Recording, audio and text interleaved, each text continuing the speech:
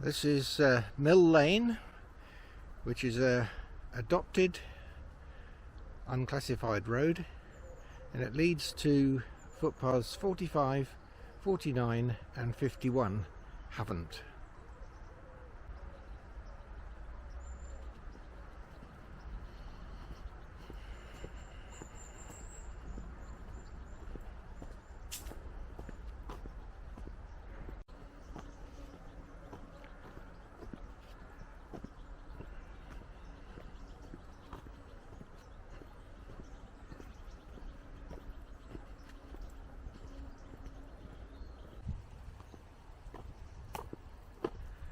Outside West Mill, the lane narrows down to become very much like a footpath.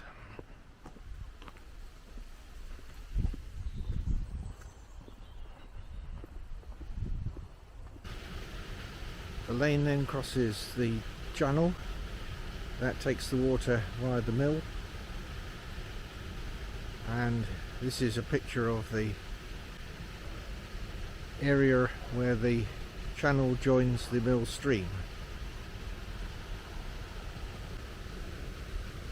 And this is Mill Lane.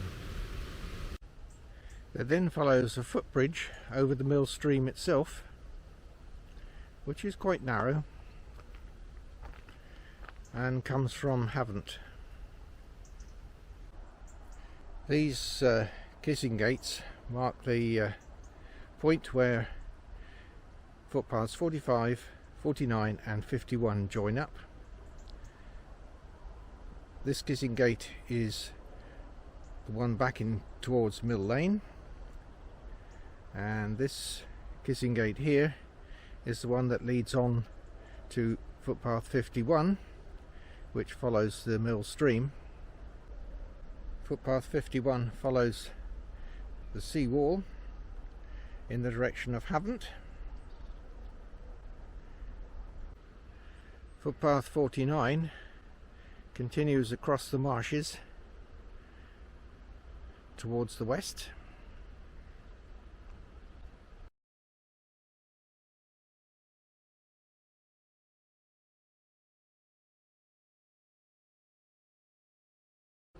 Footpath 45 follows the mill stream down towards the sea. This is the Southmoor Nature Reserve.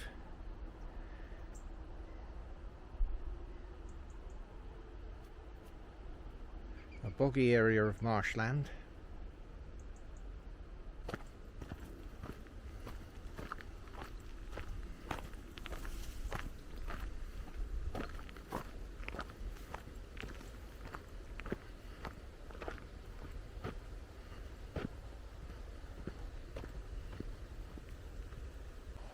That's the view back towards Mill Lane, where it crosses the outflow from the mill,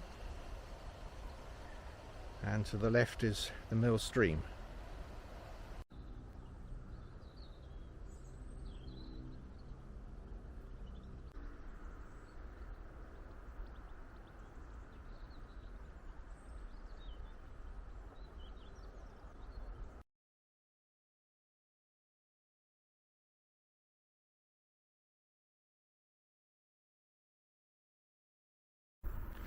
This is where the mill stream enters the harbour.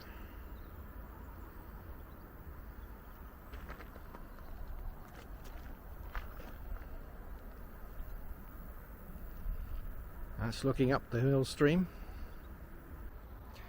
As the footpath 45 bends round to the west to follow the side of the harbour, there is this outfall from the system within the nature reserve. The footpath now joins a shingle bank along the harbour edge, where there is a spit out into the harbour which is not part of the path.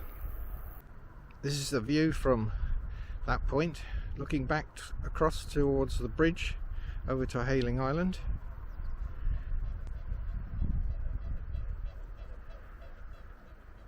And you have a nice view all the way down the west side of Hayling Island, and right down in the distance is Portsmouth.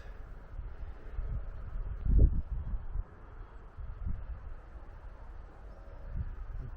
you can just make out the Spinnaker Tower in the distance. In addition to the shingle bank, which is naturally occurring, there's also a concrete sea wall, and the path runs along the right hand and higher side of the wall.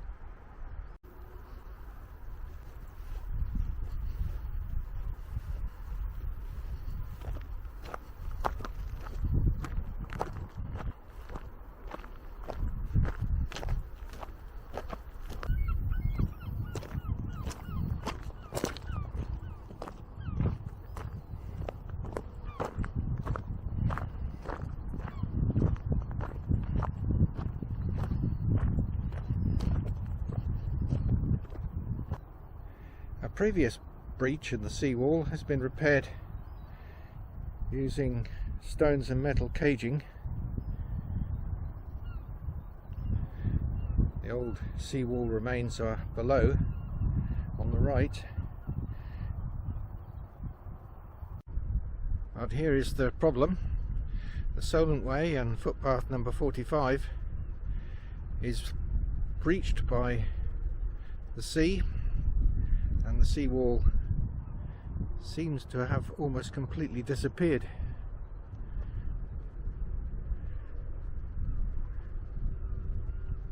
And the breach continues into the South Moors Nature Reserve.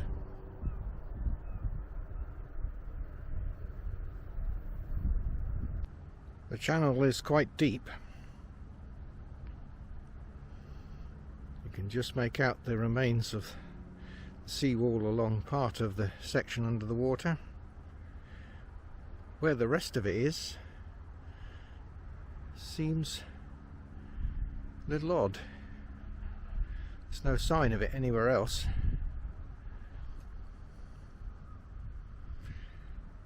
It's just after 9 o'clock now, and high tide is at 9:32 on the 9th of August.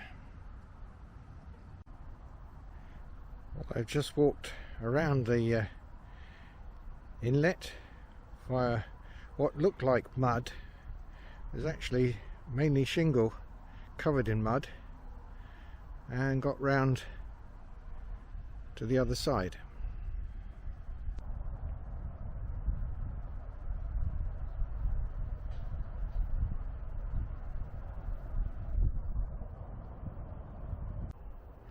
Just beyond the main breach, to the west of it, is another breach in the making, and you can see the seawall supported by concrete bags, and there's another section just beyond.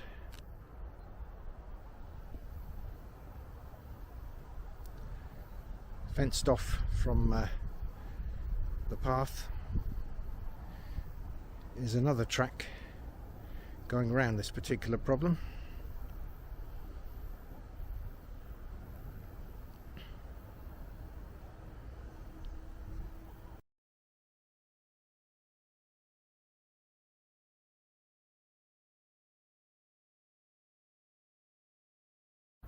High tide today is at 9:32 and 4.2 meters high. And the majority of the nature reserve is still out of the water level. West of the problem area, the seawall is intact. There's a very large shingle bank behind it, and the path on the top extremely well used by the looks of it.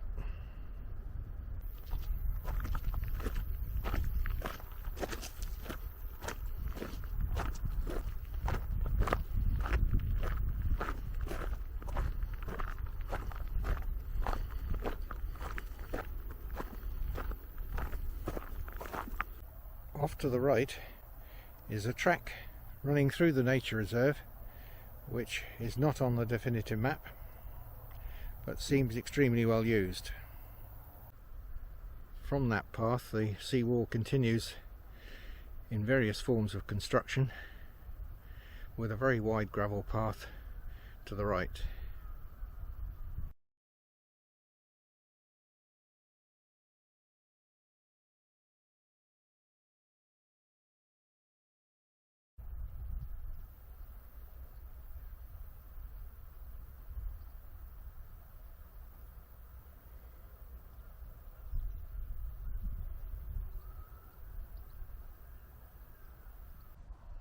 The path reaches a car park at the end of Southmoor Lane.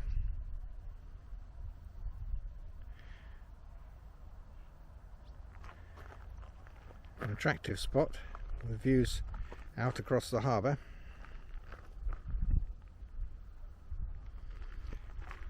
The path continues along the coast, going west, and a bridleway goes inland.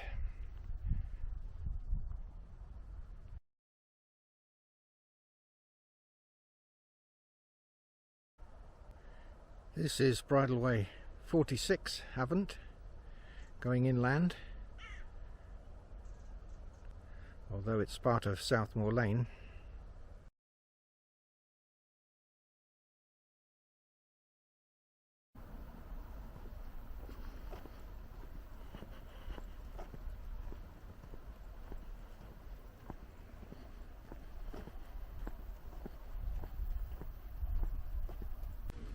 There is an unadopted road running west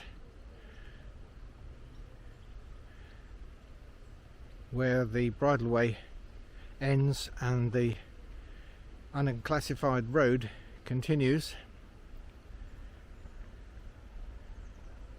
and this is the road continuing through a height barrier.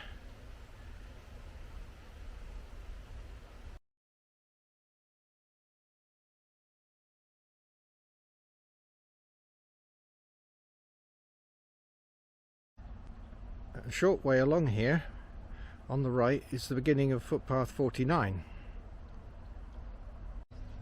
Parking is still restricted, Monday to Saturday, 8 till 6 p.m. to 2 hours. This is the beginning of Footpath 49. Goes through a kissing gate. It starts as a well maintained track between hedgerows.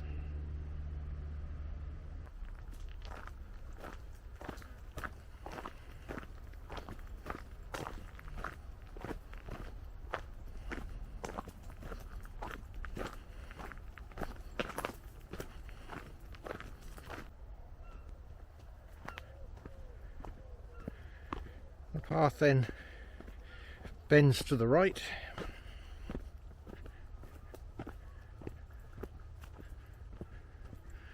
under some electricity pylons.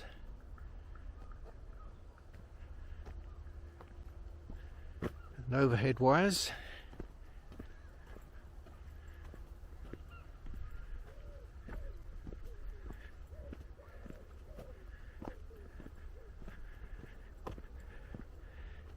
Still continuing as a substantial track.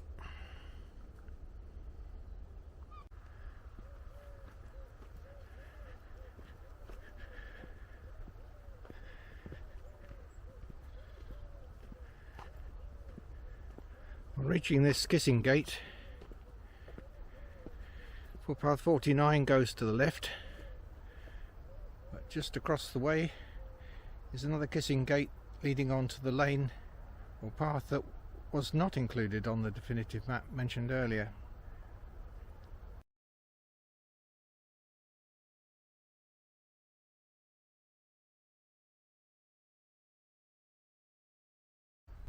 On going left, you have to go through another kissing gate next to a field gate, and you go out onto the open marshes.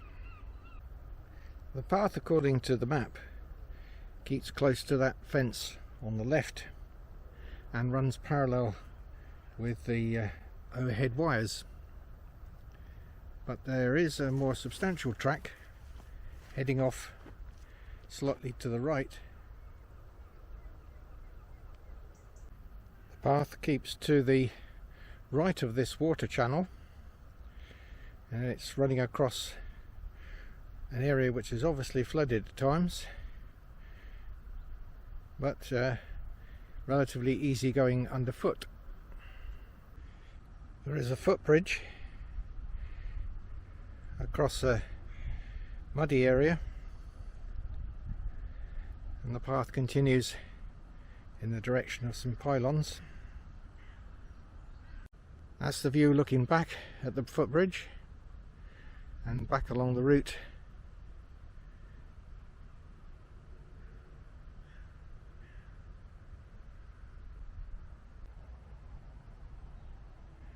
It's just beyond high tide now, and there's no sign of the water having been in this area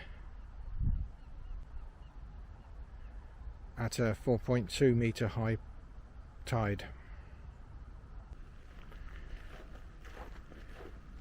Almost back to the sea wall that carries footpath number 51.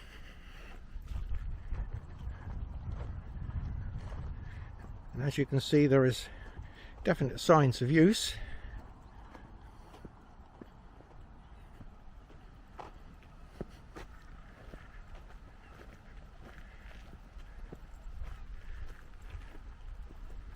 Passing between the stays on the pylon.